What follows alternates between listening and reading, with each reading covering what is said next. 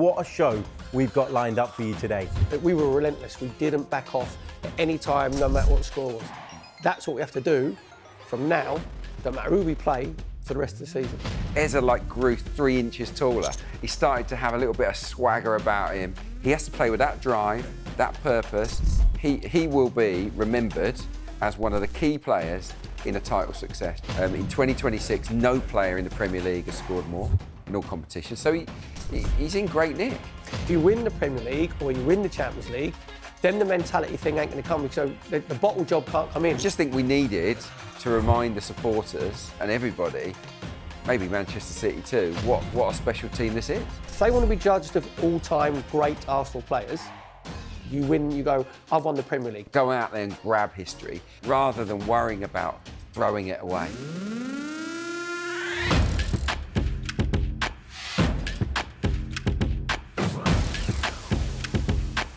Hello, I'm Harry Symeou and welcome to Inside Gooners, bringing you all the latest news and reaction from the mighty Arsenal. And what a show we've got lined up for you today.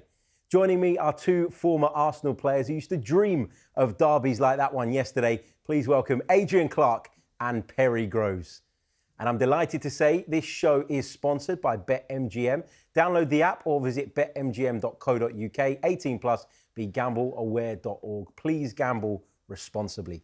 Guys, great day to be in the studio, great day to be talking Arsenal. I'll start with you, Adrian. It kind of felt like this was the perfect fixture after what happened to Arsenal in midweek last time out. Yeah, it was a massive disappointment, wasn't it, the Wolves' performance? We needed a big uplift, and this game certainly provided that. What I was pleased about was the attitude of the team. I thought they were really assertive, dominant, confident, imposed our game on Spurs right from the get-go, and that, I think, just settled everybody down. And look, you know, at 1 apiece, you're thinking the game could go either way here.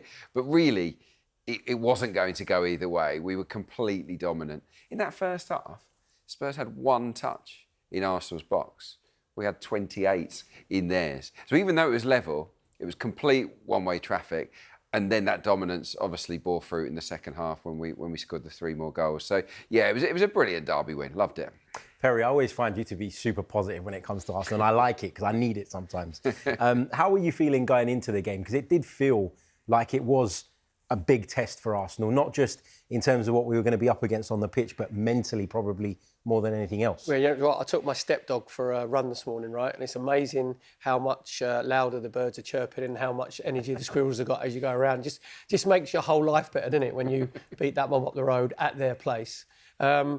We did the show shot and I was positive anyway because I didn't say it out loud, but I looked at the 2 teams, and if we're being perfectly honest, Spurs' team, there's probably only 4 of their players that if everybody was fit would get in their side. If you look at it, it's Vicario, Van der Ven, Gallagher and Spence probably. Yeah, so, and I just thought if we're at it and we're on them, there's no way they can live with what we've got on ability-wise and power and strength-wise. And you was lucky to be there as well, Adrian, I was there as well. The atmosphere before the game was absolutely spine-tingling. It was one of those ones where you thought, oh, I want to play. Honestly, it was, they were up for it, you know, it was positivity run. And I looked at our players warming up. I looked at them going warm up. They did their final sprints in front of our fans, 3,000 fans over in the far corner. And I just looked at all the body language and I just thought, yeah, you're up for this.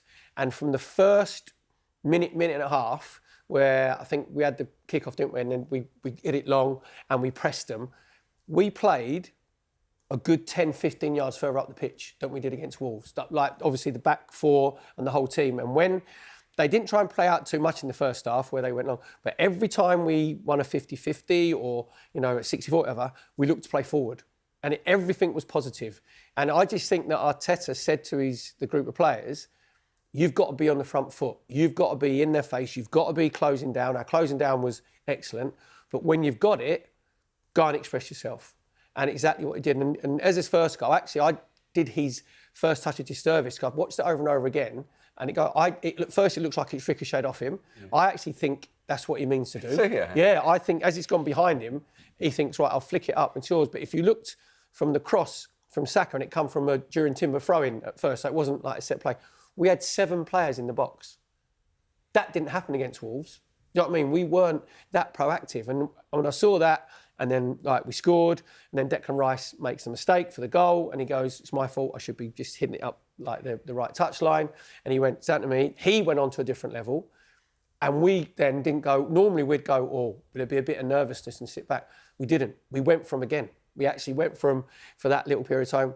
The thing that did them a favour is when the communication radio links broke down between Peter Banks referee and it nearly blew my head. That was wild. Can't we just go back to the old way? Just wave your flag. You can go and talk to him if you need to talk to him, or you can wave your flag.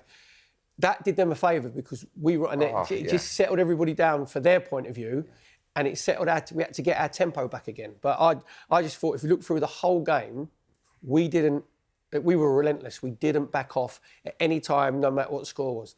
That's what we have to do from now. Don't matter who we play for the rest of the season. Felt like we overcame a kind of mental hurdle yesterday as well. And we'll break down some of the individual performances in a minute. It is worth noting that's the first time Arsenal have completed a league double over Tottenham in back-to-back seasons since the 87-88 and then 88 and 89 season. And of course, that season, as Perry knows, has some huge significance. Adrian, let's get into some of the individual performances. Yeah. Let's talk Eberechi Eze. I don't know. You know, it was rumoured in the summer that he had some kind of conversations with Tottenham over a potential move. I don't know what they'd done to him during those conversations, but they really upset him, didn't they? Because he seems to turn up. You know what, they didn't upset him, they just didn't go for him. They just waited and thought we'd get you on the cheek. He didn't want to go there. Look, it was one of those, he was just waiting for Arsenal to come in and swoop, and thankfully we did. And well, he phoned up Arteta, didn't he? He did, himself, yeah, exactly, and I'm glad he did. I mean, his performances across both North London derbies were special, weren't they? He's equalled Ted Drake's record from 1934-35, wow. Scoring 5 times in a single season against Spurs. No, he was outstanding, wasn't he? I think if you play in that 10 role, and this was a really orthodox 10 role, because we had Rice and Symeou that were flat 2. He was the guy, central. And I think you've got to play quite high to affect the game. Make sure you get into the box. He obviously got into the box for both the goals. He wins the ball. He started to win the ball better than he did earlier on in the season. We saw that in the build-up to his second. But yeah, I just thought once he scored the first, Eze grew 3 inches taller. He started to have a little bit of swagger about him. It was like his stage. And some of the little touches and flicks and passes around the corner were a joy to watch. There's that one dribble where he nutmegged João Palhinha and raced through and had a shot. I mean, he was absolute class. But he set the bar now, Eze. That has to be the level. You can't just do it twice a season against Spurs. He has to play with that drive, that purpose, that swagger against everyone. And if he does, Martin Odegaard won't get back in the team. Yeah, absolutely. Absolutely. I mean, only Robert Pires and Emmanuel Adebayor have scored more Premier League goals for Arsenal in North London derbies. And that was only Eberechi Eze's second. Perry, what did you make of his display? What was your kind of take on it? Because I think Adrian makes some great points there. It did feel like he grew taller, and it felt like... I sort of saw it during the Wigan game, actually. I know it was Wigan in the Cup and people don't really put too much on that, but it felt like it was the I deserve to be here kind of performance. Like he had a different demeanour about him. Do you see that as well? Yep, I think as well, you've got to give Arteta a bit of credit because he's had a couple of times where he's got the hook on it at half-time where Aston Villa was like the one that, remember, when Matty Cash scores, he doesn't do his defensive duties. So I think he realised that he wasn't at the standards that he wants to be at. And you're judged at a different level, like at Arsenal. He could have a bad half, Crystal Palace, and it doesn't matter because he knows he's going to play week in, week out, because the fans love him and he'll produce something. You can't have a bad half for Arsenal. It doesn't work that way because there's other players that are on your level that the manager just goes, right, you can come off, like you go on. I think with Arteta went, I trust you. And as a player, it's a weird, you get a feeling sometimes of maybe grounds that you play at or teams that you play against. You have like your sort of memory recall, which is positivity. And against Spurs, before the game, he'd scored 6 in his last 4 games against, but now it's obviously 8 in 5. So I think even with Arteta, I think he thought he gets a good feeling about when he plays against Spurs. And what you want him to do is you can tell that he was a bit inhibited before because he's trying to get used to the defensive stuff and the closer. But I think what Arteta and as a team what we did well is when we pressed and we won it, it wasn't formulaic. There was loads of different movement, there was fluidity, like Saka were coming off the right and then Eze would come across. Declan Rice wasn't making his sort of lung-busting runs into the channels. but that enabled Gyokeres to get himself into the channels a lot more. So I just think with Eze, you know when he's on it, when he has that little where he lets the ball roll across his body, you know, when he has that little feint. Jack Wilshere was brilliant at it when he just let it roll. Eze's brilliant when he just has a little feint, he lets it roll, and he has another little touch. Quick, and isn't he? And then he plays, exactly. And he's a strong runner. Do you know what I mean? And obviously, with his second goal, it was him who actually fed Bukayo Saka at first, but Van der Ven gets a brilliant tackling. But Eze, instead of watching it, then he actually carries on and he gets himself into the box. And that's when he can... So that's when you know that he's not overthinking stuff. Do you know what I mean? Sometimes, say, as a player, you get tense and you keep thinking, what if I had that? What if that?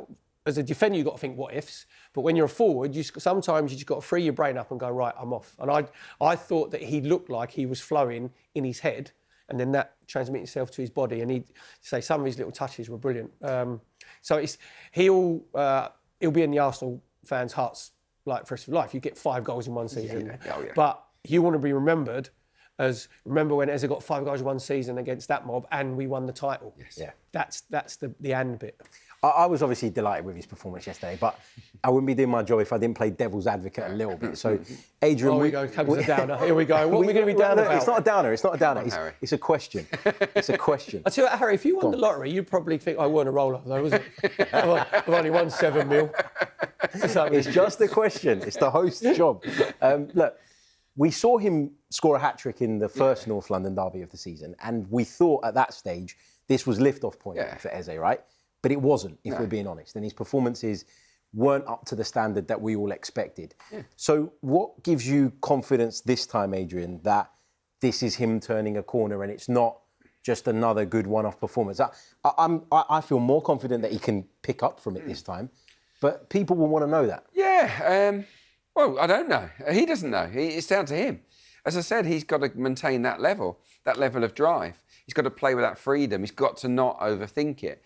I think by now he should know his role and responsibility with the manager. I think it helped being a central 10 rather than being on the sides. Because when you're on the sides, you do have to get back a little bit more, and particularly when a fullback gets forward. And I think that's where he sometimes lets himself down. I think maybe we learned, and maybe Arteta learned, that this is his best position. And I like him high. And I'll tell you why I like our number 10s high. And that's because, especially against the back three, is because you want to draw one of the centre-backs out. And over again, because Spurs went man-to-man, often it was Eze, sometimes it was Trossard. They'd just come short into midfield, they'd bring a centre-back with them and then free up space for someone else. It's a really important part of the role. But no, look, in terms of what he does between now and the end of the season, it's up to him. Eze has got the ability to drive Arsenal towards the Premier League title. If he plays like that between now and the end of the season, he will be remembered as one of the key players in a title success. But the ball is in Eze's court. He's got the talent to do it. Do you agree with that, Perry? Is it on him? Is there a tactical element about it as well? Because I agree with Adrian that there was an adjustment there yesterday. Yeah, but I think he's further down the line in his tactical awareness than he was. Obviously, he scored his hat-trick. So he's had to dig deep with himself because he knew that he wasn't at the levels. And I've just read an article about him saying that he's always the last to leave from training. I think him and Christian Norgard are always doing a little bit extra or whatever. And he's a very humble man off the pitch. Do you know what I mean? Yeah. So I think that he probably remind himself where he's come from. Obviously getting released by Arsenal and then obviously going into non-league and then obviously QPR and then like Palace. So he hasn't had it easy in his journey and he probably just thinks, right, this is my time now. I haven't got any doubts. I never had a doubts about him because I knew there was an adjustment of you. This is pressure.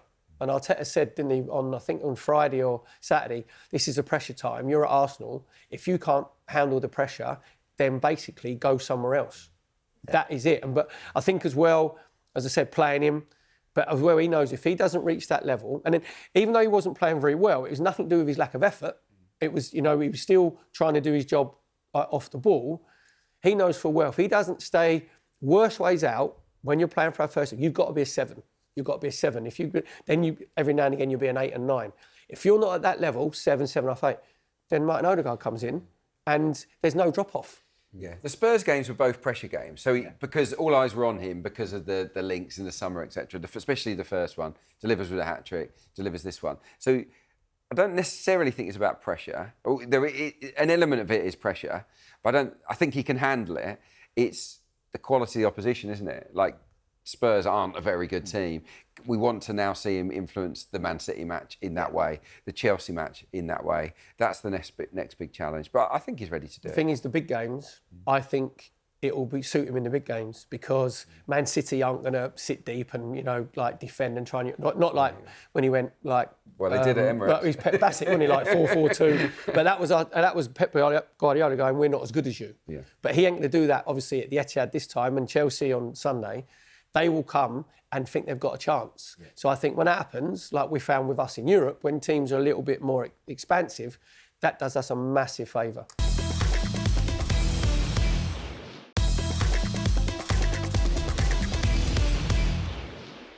Another player that starred on the day was Victor Gyokeres, and if we're being honest about it, he's another player there's been questions around. By the way, not me. I know not from you. I've never ever questioned him, ever. Haven't you? Not once. No, you can go back for everything I've been on the radio and whatever. He's right. I've never questioned him, ever. What did you say when he wasn't playing for him? I just said that he's come from Sporting Lisbon. We don't play the way he was their main man, and he could dictate to people. He wanted it in the channels. He wanted it in the box. He was getting used to the way that we played. We were getting used to the way he played. He is a throwback. You're obviously younger than me, but when I played, two centre forwards, one wanted it in the channels and wanted it in the box, wanted crosses coming in. He's not a centre forward that's going to come deep and going to turn and get a pass out for 56 yards or nutmeg centre half. He wants the physicality side of it. So there was just this adjustment. And when we gave him the penalty at Everton, that was Odegaard saying to him, by the way, we trust you. And it wasn't through lack of effort. I said all along that he will get at least 20 goals this season. And now he's thinking he's on 15. Yeah. And every time people were like having a go at him, I said, you just got to calm down a bit. He will grow into himself. And sometimes there's a game, which was yesterday, where he looked like he was 6 foot plus. Other games, he's looked a little bit hunched over, and he was like, because he knew he had Dragusin on toast, by the way. He was just spattering him out of the way everywhere. But I was honestly, Clarke, I was never, ever any doubts about Gyokeres, ever. I've got to be honest, I've had my doubts about and Gyokeres so Clarke has as well. And I think Clarke, Clarke he just looks different to every other Arsenal player, doesn't he? He's not as silky as the others. No, I like the fact that he's different. I'm a fan of that. I just think sometimes he's hidden in games and he hasn't taken enough responsibility to say, give me the ball. Hidden's a bit harsh, Clarke. Okay, maybe. I'm not saying he's hidden. Confidence might have dropped. Well, yeah, but that can happen. I don't think he has grabbed enough games by the scruff of the neck and said, give it to me. But he did in this game because he's probably up against Dragusin and Palhinha, and the man-to-man style that they had suited him with the high line. He had space to run into. He also didn't have Timber and Hincapié blocking up the avenues down the sides. They played a more restrained game, didn't they? More orthodox fullback, and he had a bit of room to spin in. No, I thought he was brilliant. Yeah. I thought it was one of the best centre forward performances, not just by an Arsenal player this season, but by any centre forward this season. He was outstanding. The two finishes were class. He's got 15 goals now. The highest goal scorer in a debutant season in recent years was Lacazette. I think in 17-18 he got 17. So he's not far off that. In 2026, no player in the Premier League has scored more in all competitions. So he's in great nick. Of those goals, though, so he has scored more in 2026 across all competitions. I don't care who they're against. No, forget who they're against. Yeah. 8 of them have come. 8 of the 15 have come since the turn of the year. Yeah. So that does suggest there has been an upturn. It's a turning. Right? It's turned the corner. Yeah, but that was my point. That he was getting used to the way that we play, we was getting used to the way. And at Sporting Lisbon, he was the main man, right? And he could say to the midfield players, to the wingers, whatever, get the ball into me, get it into the box, whatever. He didn't have that stature at first. He couldn't. I said about his body language. He wasn't demonstrative. As he just grows into it, then he'll start saying to, like whether it's Saka or it's Trossard or Martinelli, get the ball into the box because I'm on fire here. And his first goal was outstanding. I mean, it's a brilliant ball in from Timber, where he spots him. But if you watch the way that we do our warm-ups, we do a lot of finishing in the warm-ups, where you play it into the midfield play, they lay it back, you take a touch. His first, that's when you know someone's on it. His first touch was perfect because then that made up his mind that he was going to bend it. But I think it goes back, if you remember, he had a situation where he got the ball in the left-hand channel and he cut back on his right foot and he had a shot and it missed by about half a yard. Yeah. When you do that, even like as a forward, you think, actually, I'm on it here. He knew that he had Gyokeres basically in his pocket. And the second goal, that's him at his best, where he gets the ball played in from Odegaard and Archie Gray's trying to get on him and basically he just swats him off like a little fly. He's like, get off. And he's like, body strength is perfect. And I just think you could tell in his stature that he thinks now he belongs and he's got the trust of all the players around him. I think the confidence is a big thing because, the second goal that he scored, that he just mentioned, at times I've seen him in those scenarios look off balanced. If the first touch is good, which it hasn't always been with Victor Gyokeres, if the first touch is good, it sets the tone for what's to come next. The shot from the edge of the box, he can take that shot and execute it because the first touch is great. The second goal, again, it's that he's leaning the right way but not too off balance. I just think these are little details that haven't been there all season, if I'm being honest. But now we're starting to see them, and that's what's important. Yeah, exactly. And look, I think it's a big contribution in a big game, isn't it? And I think sometimes you need that to feel the love of your teammates, to feel that you belong in that place. I hope it's the springboard for a flood of goals, because again, a little bit like Eze, if he scores a flood of goals between now and the end of the season, Arsenal are in business, aren't they? Especially with Havertz hopefully coming back very soon, we should have some proper competition for places up top. So that was a proper 9 out of 10 performance from him, probably from Eze, probably from Saka as well. I think those three were just unplayable at times. You know what? He didn't put hair out of place, right? And I think hair's very overrated, to be honest. But I want to know what products he's got on his hair. Honestly, he don't move. He could head the ball, hit it right on his head, and it stays exactly the same, doesn't it? He's got like the little side part. There's a lot of hairspray. A lot of hairspray, a lot of gels. A lot of hairspray. There's definitely been a good blow dry there somewhere. Yeah, a little wax going on. But it doesn't, he don't sweat, does he? There's nothing there. He's just like perfect. He's very calm, yeah. Love it. It did kind of feel like yesterday's game, there was more up for grabs than just the 3 points. In terms of going and making a statement at the home of your rivals, restoring that kind of feel-good factor around Arsenal. Again, because we'd lost that a little bit over the last week. You have to admit that we lost it a little bit. Yeah. How significant is that victory in the bigger picture, Clarke, do you think, in terms of just setting the tone for what remains of the season? Depends what we do next, doesn't it? I mean, hopefully, Arsenal can swat Chelsea aside, and then you can look at it as a platform for a grandstand finish. I just think we needed to remind the supporters and everybody, maybe Manchester City too, what a special team this is. This is an outstanding Arsenal side, but we looked bang average, worse than that actually against Wolves. It was dreadful. That second half was as bad as we've been. So we needed a big uplift, and this was from start to finish on a different level, quite frankly. The challenge now is to maintain that level, isn't it? And not to have those setbacks. Perry brought up the Timber pass, right? The Timber pass into Gyokeres. It is a pass that Timber and others have systematically been turning down in recent weeks. To keep possession. Yeah. It's like, I'll look at it and I'll go, nah, I'm going to go sideways to Saliba and we'll go again. And that's the big difference. There's been this horseshoe of doom that we call it, and a bit of a dead zone in the middle where we can't feed the ball in. Well, in this game, I've looked at the chalkboards, the touch maps, etc. Gyokeres, Eze, Trossard. It's just a flood of touches in and around the D in the centre of the pitch. We didn't see what we have seen and what's frustrated Arsenal fans. Spurs played into our hands tactically. They made the pitch feel massive, like they were the opposite of compact. Okay, and that's kind of on Tudor and trying to give them too much info too soon. Not every opponent will be as open. So that's the challenge, I think, moving forwards against more compact teams. Can we still play those forward passes and be assertive? So I think as well, there's definitely been a change in us taking more shots from outside the 18-yard box. We had 20 shots yesterday, 7 were from outside. So obviously Gyokeres scores his goal right from the D.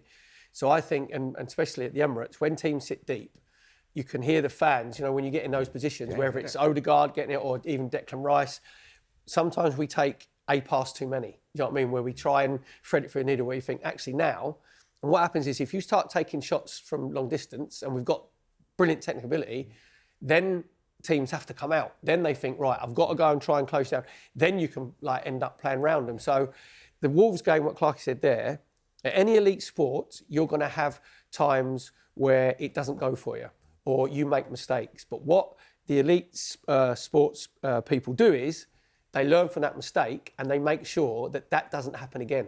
Or when they come to that situation, they've got the right thing to do. And what we have to do when we play Chelsea is we have to be exactly the same thing, proactive. And I know Arteta, he did release the hounds a bit yesterday. I don't care if we go basketball. I don't care if we go, you attack, we attack, you attack, we attack. Because we have better players than 90% of the teams you're playing against. So, say Man City, you know, sort of man for man, might be on level. But everybody else, you're looking, you're going, actually, no, I fancy us against you. And sometimes you have to be prepared to risk losing it to go and win it. And I think that's what we did. I think we did that yesterday. I think right from the start, we were like, we're going for this.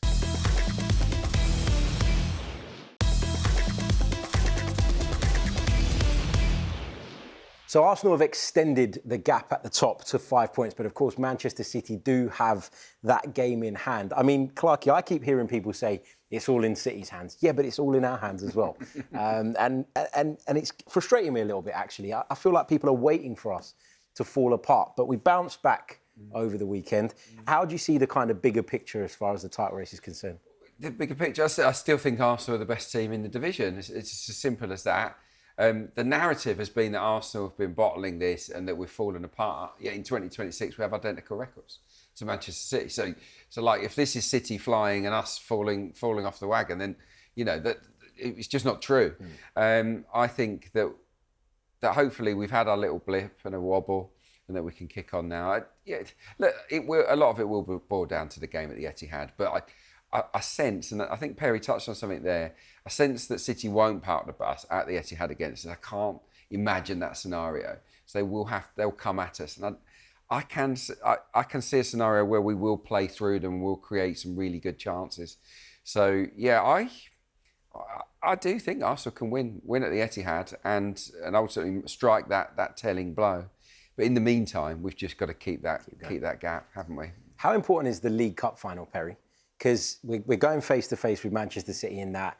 It feels like if Manchester City lose that, you'd still look at them and say, well, they've won titles before, the manager's won titles before, he'll know how to kind of pick them up. I do worry a little bit that if Arsenal were to lose that, it could have a bigger impact on us than it would on City potentially. Do you think that's fair? How important do you think this final is going to be? Psychologically, it is huge, right? But Liverpool lost the League Cup final last season and they went on and won the title. I mean, I know that wasn't their rivals, obviously, because it was Newcastle, but again, it's like adversity. I think the League Cup final, I must admit, I want to win it, right? But again, it's more about how we approach it and what the performance is like. Yeah. That'll give you a barometer of how, because I go back, I've never seen a Pep Guardiola team play like that ever. When they come to the Emirates, Man City. Pep Bassett went 4-4-2, and then Gabriel gets sucked in, and then Haaland spins him, but then Eze comes on, brilliant pass, obviously, for Martinelli, whatever. So I'm hoping there's a psychological, just a little bit of a pendulum swung in our favour, because we haven't got the fear factor of Man City, and they haven't got the aura. I ask Man City fans, they're not the Man City of the dominant side where the season where we won 16 out of the last 18 and they went on 27 unbeaten, I think. You know what I mean? So, and Guardiola's trying to take the pressure off. He said so himself that it's a developing Man City side. But the narrative, as you said there, was it's in Man City's hands. I was like, well, no, it's been in our hands. We still have control. That's where you want the destiny. You want it in your own hands. Man City would swap with Arsenal in a heartbeat. Of course, yeah. They would rather have the 5 point advantage at this stage. So, you know, it's advantage us, but they do have the home advantage, obviously, in the big one to come. So, look, it's going to come down to, I think it's going to come down to Arsenal's mentality, isn't it? It's can we show that courage? Can we show that bravery in a huge game like that? How do we judge that, though, in terms of the mentality? Because I always find it, when I hear people talking about Arsenal's mentality and they say Arsenal haven't got the mentality to do this and to do that, sometimes I think to myself, that's a bit of a cop-out. Like, how do you actually judge that? Do you judge it? Something. Is it on the way that you play? Is it on the way that you approach the game? Like, what would you guys look for if you're looking to see that they've got the right mentality? What's your kind of checklist? You look at I look at how they're warming up, how their body language is, how they start off the first 5-10 minutes, how you react when you concede a goal, like we obviously did, and then you go again. But also the mentality thing is always going to be thrown at us until we win. If you win the Premier League or you win the Champions League, then the mentality thing ain't going to come. So the bottle job can't come in because you go, we've won one. And someone asked me, I think last Friday, how do I compare this team and squad to the 89 team that I played in, the 91 team, the double winning sides, the Invincibles? And I just said, I don't compare them. And they went, what do you mean? I said, because I can't. Because they haven't won anything. Once you do, then you start saying, wow, they're up there. Do you know what I mean? Once you've won one, and this is how these group of players want to be, if they want to be judged of all-time great Arsenal players, you win, you go, I've won the Premier League. So then you can go with Saliba and Gabriel. You can compare them with Tony Adams and Steve Bold and Carlo Torre and Sol Campbell. You can start doing that. Do you know what I mean? But at the minute, you can't. And the only reason that they're going to bat that away is if you win.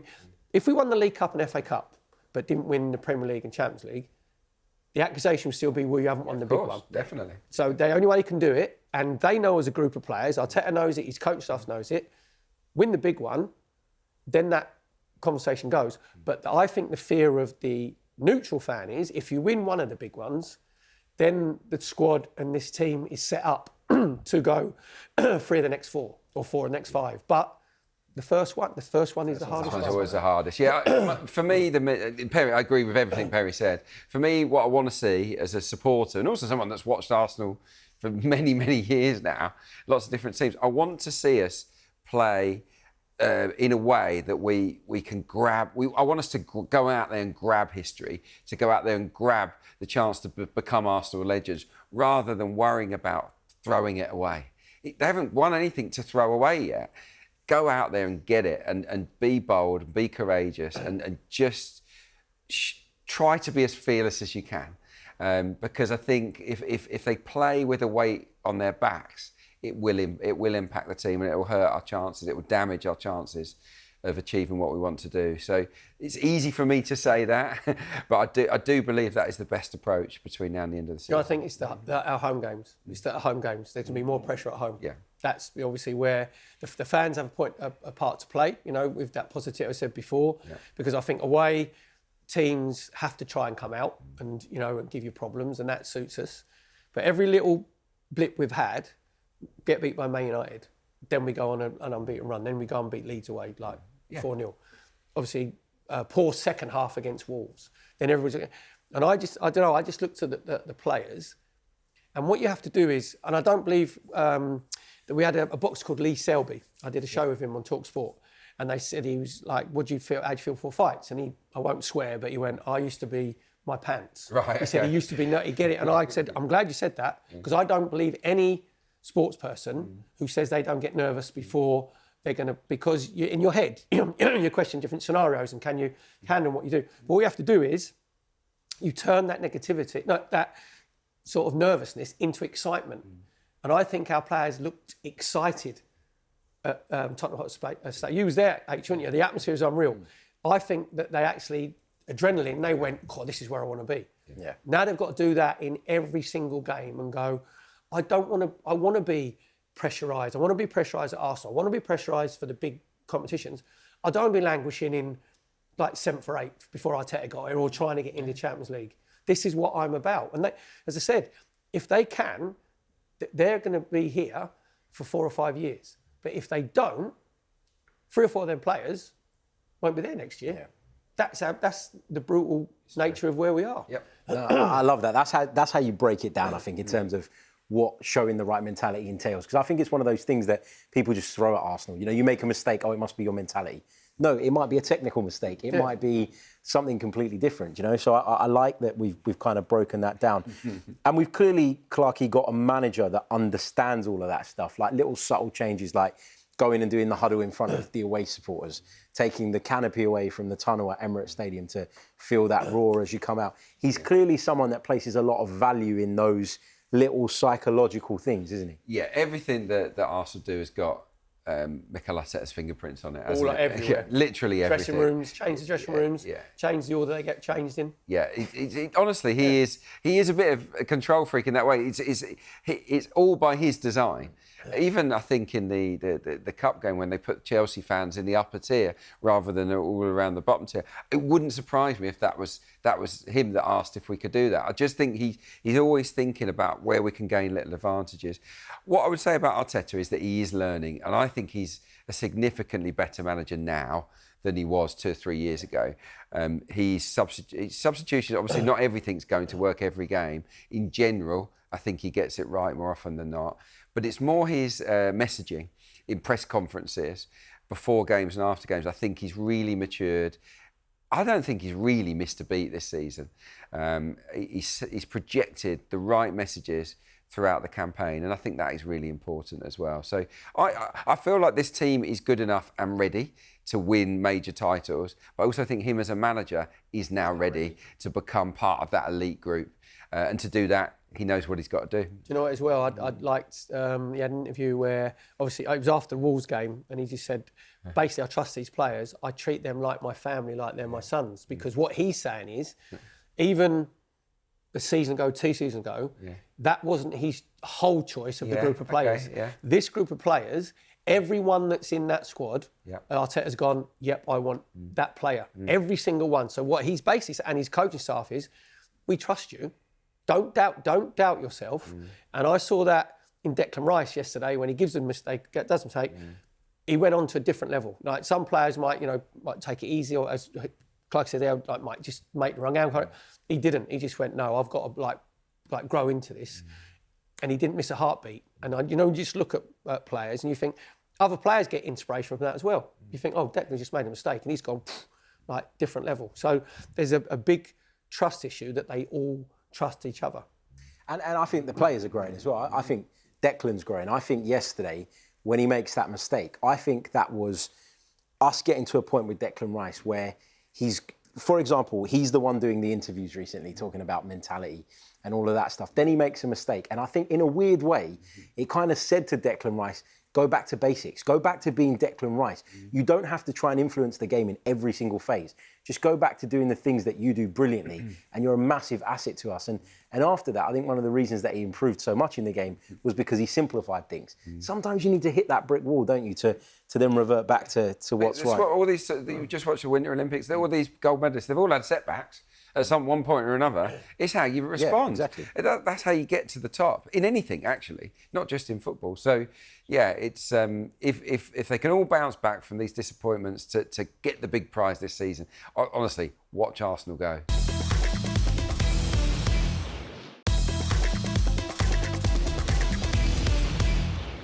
Back into London derby action this weekend for Arsenal. We take on Chelsea at Emirates Stadium. Guys, it was a close Carabao Cup semi-final, wasn't it? I'll start with you, Perry. It wasn't an easy victory for Arsenal over the 2 legs. Are you concerned about what Chelsea might bring when they turn up at Emirates Stadium? They've got an unbelievably talented group of young players, and young is the emphasis, because we've seen a draw against Burnley. Right, and that's the Premier League. People think, oh, again, if Chelsea bottled it because they've drawn against Burnley. If you're not at it in the Premier League, you've seen even Wolves now with Rob Edwards going in. He's made them a lot better organised. He's put pride in their performances. So nothing is a given.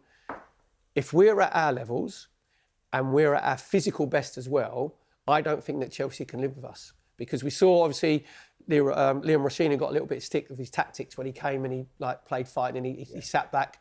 But I got it because he wanted to make sure that we didn't score and get in 0-0 at half time, so they're still in the game, and then can it get a bit nervy? But I thought we handled that. That was a situation. That wasn't a normal game. That was a situation. You just go, right, we're not going to take too many risks because we don't need to. And I think we still had another gear to go up. On Sunday, we've got to hit top gear. And with the same thing, because with our technical ability and our physical stature, that is when you're playing against us, if you think the Invincibles the opponent should think when you're in the tunnel ready to go out.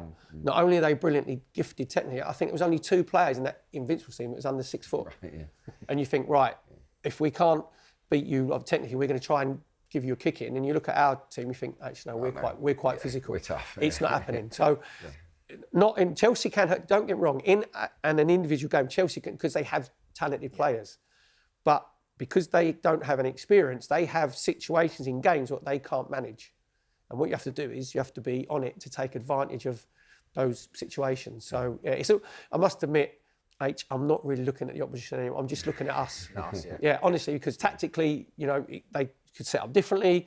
They could sit deep. We can win games in different ways. But I don't. Yeah, but I'm not bothered. It's more about the way that we approach it. Yeah, we can win games in different ways. Look, Rosenior, I respect him as a coach. I think he's smart.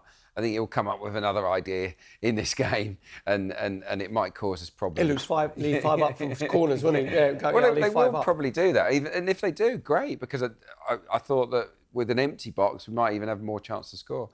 I think it'd be very different to the second leg at the Emirates, where it was all about the game state. Yeah. I hope it's more like the game at Stamford Bridge, where it's a bit of a slugfest, because if it is, Arsenal will. I would have great confidence that Arsenal would outscore Chelsea. In that game at Stamford Bridge, I think Arsenal really should have scored five goals. We kind of let them off the hook. So I think Mikel will focus more on the way we rip them apart there in the build up to this game. Yeah, and Chelsea are winless in their last 2, so there starts to be that sort of, not nervousness, because Rosenior's still new in the job, but there starts to be questions about him. And, some of the things that he comes out and says, I think I can only say for myself, but he gets under people's skin a little bit with the way he sort of speaks and talks about the game. And I think that kind of sets him up for some extra scrutiny that we should take advantage of. I hope he sends them to Dubai again for another 4 days. Mikel? Yeah, no, Rosenior. That's what he did with Chelsea players, didn't he, last week? Gave him 4 days off. So then he was getting not stick, but saying, wait. He said, no, that's the time to do it, because they'd been in a good run before that. As a player, you need to go and settle down. I wouldn't be surprised if our lads have probably got 2 or 3 days off this week. Definitely. The worst ways out, they'll be on Wednesday, maybe even Thursday, because you need to get away. Do you know what I mean? And have a normal life and just calm down a little bit. With Liam Rosenior, I want him to, as a young British coach, I want him to do well. But not obviously on Sunday. I hope he gets all his tactics wrong on Sunday. But I still think he's swimming against the tide, because I've said before, he doesn't have any authority at Chelsea. Mikel Arteta has all the authority on every little bit of the football side at Arsenal. Any players that are coming in, any players that are going out. Liam Rosenior doesn't. He's been told by the medical staff and the fitness coaches you can play. He's got the 5 directors of football above him. So he's done really. He's only lost 2 games, and both against us. So he's done really well, and I'm like Clarke. I love the fact that he kept 3 up from corners, just to do something a little bit different. Yeah, something different, exactly. But then with us, it gives you more spaces to actually manoeuvre around to attack the set pieces. But I want us, if he keeps 2 up, I want us to keep 3 back. If he keeps 4 up, I want 5 back. Because what we normally do is we only keep 1v1. Yeah. And I'm screaming, going, no, you need someone in front. It's very basic, and someone behind. So it's going to be a brilliant game on Sunday. Yeah. But as I said, tactics get you so far. What would you do selection-wise? Because this is the first time in a while Arsenal have got a whole week off, which is significant. As you guys mentioned, the players are probably going to have a couple of days off, get a bit of time to recharge and reset. Perry mentioned we need to be at our best physically, and I'd argue that hasn't always been the case at times across the last couple of months because of the schedule. Selection-wise, given there's a week, would you go exactly the same, Clarke, as we did at Spurs? I probably wouldn't change it. Yeah, I mean, the Timber looks knackered, but he does have a week off, doesn't he? I think Mascara, we should mention his performance against Spurs. I thought he was terrific off the bench. I think he won all his tackles. He looked very, very good. So he's an option at right back, but I don't know why we would change anything. I know that people are saying that Zubimendi looks tired and whatnot. Well, I thought he played quite a selfless role at Spurs. He covered a lot of ground. I've seen the numbers. He ran miles further than anyone on the pitch. Didn't always have that much of the ball, but with a week off, I think he'll be fine. I'd go exactly the same. That is Arteta's best 11, isn't it? I think if Calafiori's at it and playing, but because Nkapie's come in and he's hit a level. He's grown, now. hasn't he? Yeah, now even if Calafiore's fit, where before it would have been, we've got to get Calafiore back in because when he's fit and he is the number one choice left back. But now you're going, actually, for this period of time, Nkapie is the first choice left back because he has been that good. And I've got to give, we said about big moments that David Raya mentioned as well, because it was his mistake for the goal, obviously, against Wolves, where Edozie? Yeah, he scores. He made a massive save when we were 3-1 up, when Richarlison has the Cruyff flick and he scoots back off the line. If that goes 3-2, then that goes maybe a little bit different the game. So, and some of his passing when we're playing from the back, I get a little bit edgy and nervous because he waits. Yeah. The ball that he put through for Saka, by the way, when Saka goes through and then Vicario comes out, he has the diving header. If Glenn Hoddle does that, it's like, oh my God, what a pass that is. So, yeah, I'm the same with Clarke, because you're saying to these players, by the way, you were that good. Play again. You got the shirt. Then what you might see is we play Brighton the midweek, don't we, on a Wednesday, I think. Then you might see a couple. A change, yeah. But not. I just the back four is imperative. I want us to have a settled, solid back four. And at the moment, the back four that we have, you just go, by the way, you all look like you're in tune with each other. You play. Yeah. Off you go. Let's get some predictions for this one then. Yeah, we always come back and bite your H, you know that. You can just say Arsenal win if you like. Let's start with you, Clarke. Where are you going with this one? What, the Chelsea game?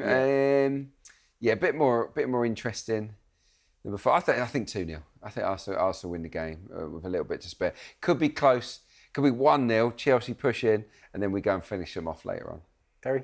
I'm going a 2-goal advantage, but I'm going 3-1. I think Chelsea have threatening like João Pedro, obviously Cole Palmer. I hope he plays. If he plays 4-2-3-1, I hope he plays Cole Palmer on the right, because he didn't play him centrally. He played Fernandes, didn't he, as a 10 against Burnley. I want Cole Palmer as far away out that side as possible. But again, it might be sounding a little bit arrogant.